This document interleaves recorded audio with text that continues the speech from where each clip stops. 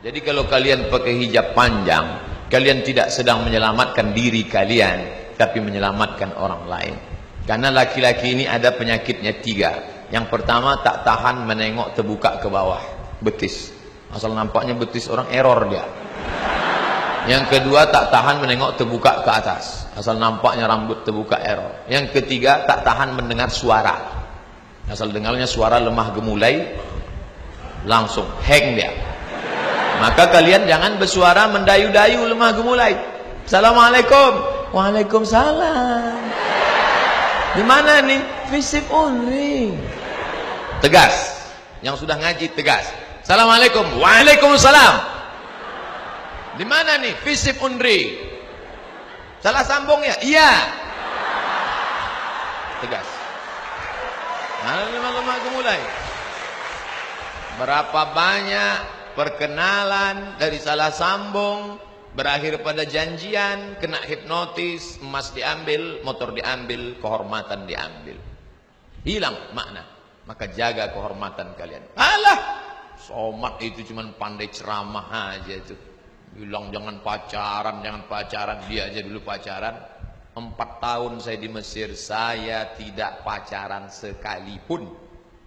Makanya saya pede ceramah. Emangnya Ustaz dulu waktu kuliah apa? Tidak. Kenapa? Jarak kampus putra dengan putri 15 km. Tak nampak perempuan. Mahasiswa Indonesia berjumlah 2.400 orang. Mahasiswa Indonesia 2.400, laki-laki 2.100, perempuan 300. Persaingan ketat. Saya diuntungkan oleh keadaan. Ini saya tak pacaran-pacaran. Sampai ke Maroko. Maroko mahasiswa Indonesia 30 orang, perempuan 1 orang. Makanya dia yang paling cantik waktu itu. Setelah pulang, umur sudah tua. Pulang saya ke Pekanbaru 2008, umur 30 tahun. Walaupun kalau ditengok orang macam semester 7. Tapi kita kan ustadz.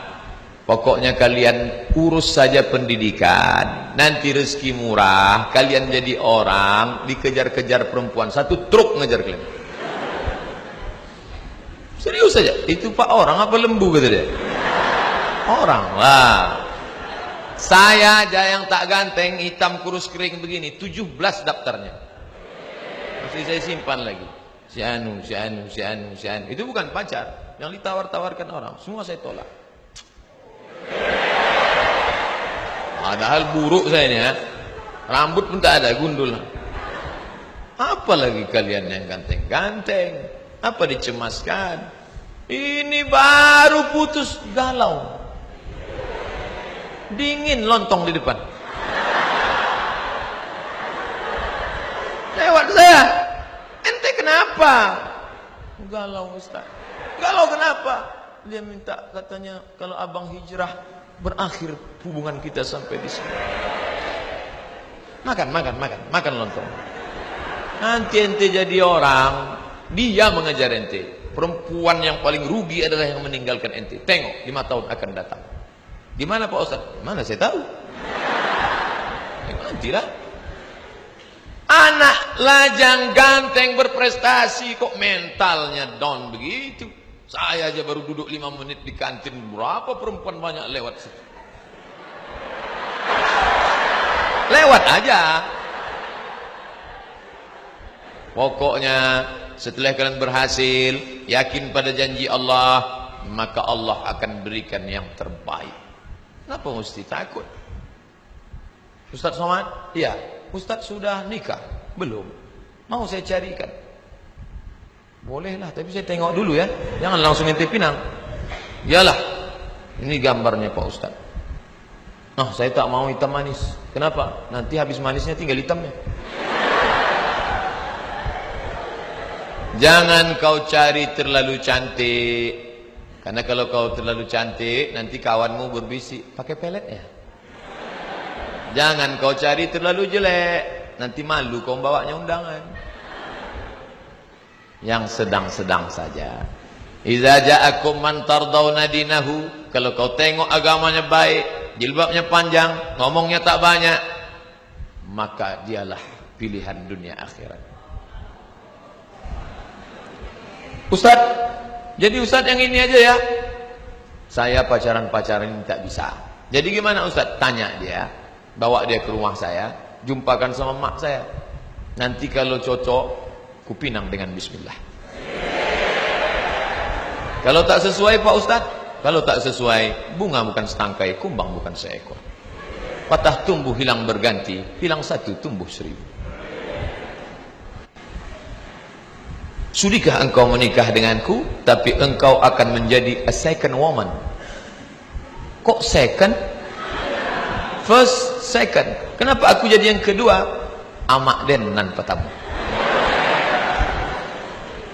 Di rahimnya kita tumpang perutnya 9 bulan 10 hari. Bersimbah darah dia melahirkan kita. Berapa kali dia tak jadi solat tahajud gara-gara kita. Berapa kali makanan hampir dia suap tak jadi karena tangis kita. Berapa kali dia tak tidur lelap malam gara-gara kita. Tiba-tiba kita bertemu dengan dia, perempuan pujaan hati, belayan jiwa. Setelah dia besar kita dewasa, emak dia siapa, ayah kita siapa, akhirnya kita diikatkan dengan kalimat thayyibah Allah, lalu kemudian kita merasa kaulah surgaku, duniaku, akhiratku. Engkau salah Mas Bro. Seorang anak yang sudah sukses dengan gaji, mobil besar, rumah besar, kebun besar, bini besar. Datang ibu tua renta, nak, aku nggak bisa puasa Ramadan, nak. Kata Ustadz Somad, kalau nggak bisa puasa bayar fidyah, nak. 1 hari 3 kali makan, fakir miskin 50.000. Mak nggak bisa puasa 2 hari, minjam 100, nak. Apa kata si anak? Tunggu ya mak, ku tanya biniku dulu. Neraka jahanam tempatmu saudaraku. Panas Pak Ustaz, ambil kompor, hidupkan, letakkan tanganmu di atas. Kalau kau sanggup bertahan 5 menit, berarti kau kuat untuk masuk neraka jahanam. Suamimu itu adalah seorang laki-laki yang perkasa di hadapan Allah, tapi dia bersimpuh di hadapan orang tuanya. Kenapa? Ilzam rijlaiha fasammal jannah. Kau urus tapak kakinya, kau dapati surga di sana. Oleh sebab itu berapa banyak orang berhasil, tapi dia hidup dalam genangan air mata penderitaan karena dulu meneteskan air mata orang tua. Kalau dia hidup sekarang, belikan makanan, belikan pakaian, senangkan hatinya. Kami belum kerja Pak Ustaz, bawakan transkrip nilai mak, ini nilai. Dia pun tak tahu IP itu berapa, tapi sudah menyenangkan hatinya. Peluk cium dia. Jangan malu. Cina-cina tua, tak ada lagi rambutnya, dibawa ke mall oleh anaknya, disuapkan. Saya heran, kenapa orang Cina ini di mall Malaysia yang besar Kuala Lumpur banyak orang tua disuap anaknya. Ternyata mereka menganggap orang tua itu hanya hoki lah. Hoki kata dia, memancing rezeki dengan orang tua. Oleh sebab itu keberhasilan kalian adalah karena berhasil membahagiakan orang tua. Narkoba merusak, doa orang tua akan mendukung. Khamar merusak, pergaulan baik akan mendukung. Tapi serigala akan menerkam kambing yang memisahkan diri dari jamaah. Makanya ketika saya tahu ada jamaah di perikanan, bagus. Ada jamaah di FISIP, bagus. Ada jamaah. Apa jamaah? Berkumpul bersama, sholat berjamaah, baca Quran berjamaah, iktikaf berjamaah. Buatlah komunitas ini supaya kalian terjaga. Kalau Ustadz ngaji, Ustadz Somad, judulnya tablik akbar, pengajian Yasin akbar. Tapi kalau anak muda lain. Apa kajiannya? Satnai. Hadirilah kajian pecinta hijrah, move on. Al-Quran, kunci kebangkitan ekonomi. Maghrib mengaji, talk show, iktikaf, ikhwan, akhwat, tahajud, muhasabah, solat subuh berjamaah. Datang solat maghrib berjamaah, lanjut kajian sampai isya, iktikaf tengah malam, sampai solat subuh berjamaah, langsung pengajian. Hari Sabtu 22 April 18.00 WIB Masjid Raya An-Nur. Ini siapa ini? Ustadz Muzammil Hasballah, yang suaranya Masya Allah. Muzammil artinya orang berselimut, berselimut sorban. Ada pengajian. Pokoknya di mana saja ada pengajian datang untuk menjaga diri. Narkoba, zina, pergaulan bebas. Dan yang paling mengerikan, ini yang dikatakan Pak Sekjur tadi. Narkoba dia selamat, zina dia selamat. Tapi ada satu lagi, apa dia? Kenakalan intelektual dalam bentuk sekularisme. Sekuler. Agama kata dia tak penting. Mau pakai jilbab, mau pakai bikini sama aja. Jenggot kata dia tak penting. Apa tuh berjenggot-jenggot? Jenggot sama bulu ketiak sama aja kata dia. Ngejek-ngejek orang. Padahal dalam Islam semua diatur. Mau masuk kamar mandi kaki kiri, Allahumma inni a'udzubika minal khubuthi wal khaba'is. Mau makan tangan kanan, bismika Allahumma ahya. Kalau ketawa berarti masih ingat doa makan. Allahumma barik lana fima razaqtana wa qina azabannar. Itu hadisnya dhaif Pak Ustaz. Oke, pakai hadis sahih. Bismillah. Mau tidur malam, bismika Allahumma. Diatur semua dalam Islam. Sedangkan mau masuk WC aja diatur Islam, apalagi memilih pemimpin. Tapi dia sekuler. Islamnya cuma 3. Lahir, nikah, mati. Lain daripada itu Islam tidak mengatur dia. Dia ke masjid cuma 3 kali aja. Pertama ke masjid kapan? Akad nikah di Masjid An-Nur. Aku terima nikahnya dengan mahar seperangkat alat sholat. Dan kitab suci Al-Quran tak pernah dibuka sampai mati tunai. Kedua kapan? Kedua masuk masjid. Nih, tanggal merah, hari libur. Besok libur lagi. Harpitnas, hari kejepit nasional. Balik kampung. Orang kalau sudah balik kampung, singgah ke masjid. Mampir ke masjid, mampir ke masjid, mampir ke masjid, mampir ke masjid, mampir ke masjid. Keterangan, kencing, kencing, kencing, kencing, kencing. Singgah ke masjid kok cuma numpang kencing. Alhamdulillah, anak-anak muda kita ke masjid. Pak Ustadz, itu Pak Haji yang tua itu rajin betul ke masjid. Tak ada yang heran. Orang tua rajin ke masjid tak ada yang heran. Orang sudah diintai malaikat maut. Tapi ketika anak muda yang semangat bergelora ke masjid dia. Tadi saya tanya Pak Sekjur, siapa yang baca Quran itu? Anak fisik Pak. Saya sangka pemain naturalisasi. Saya sangka diundang anak UIN, anak pesantren untuk baca Quran. Anak fisik baca Quran yang begitu suaranya. Bayangkan kalau jadi gubernur itu nanti. Bisa dia maju jadi imam. Bismillahirrahmanirrahim. Alhamdulillahi Rabbil Alamin. Sampai pada akhir ayat. Waladdallin. Semua amin. Bismillahirrahmanirrahim. Inna a'tainakal kautsar. Selesai salat, dia pun bisa menengok. Assalamualaikum warahmatullah. Assalamualaikum warahmatullah. Dia bisa periksa jamaah satu-satu.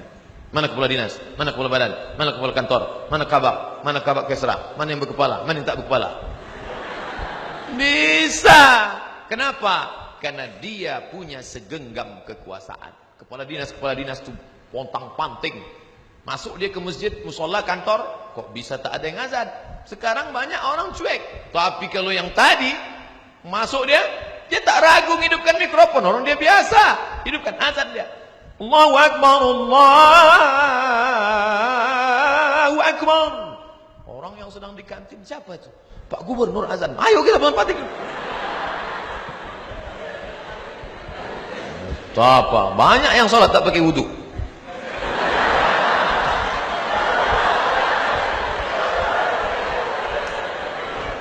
Makanya Islam berhasil karena dengan kekuasaan. Kenapa Islam berhasil di bumi Aceh? Aceh 100% Islam. Kenapa? Karena Raja Aceh itu langsung memegang tampuk kekuasaan. Namanya Merah Silu. Merah Silu, bukan nama Arab. Suatu malam datanglah seorang berjubah. Datang dalam mimpinya, meludahi mulutnya. Begitu dia bangun, mulutnya harum semerbak dan bisa dia membaca Al-Quran. Betul tidak? Wallahu a'lam. Dan berubah namanya menjadi Malikul Saleh, Raja Aceh pertama. Itu yang dilihat oleh Ibnu Battutah seorang explorer muslim dari Maroko. Aku sampai ke sebuah negeri bernama Sumatra. Sin waw mim ta ra ta marbutah. Sumatra. Aku lihat rajanya memakai jubah. Mereka menaiki gajah dan kuda, dan aku dijamu dengan makanan yang mewah. Baca, explorer Ibnu Battuta sudah bercerita tentang Aceh di masa kejayaan, kekuasaan. Makanya kalau sampai kekuasaan ini dipegang oleh orang kafir, na'udzubillah.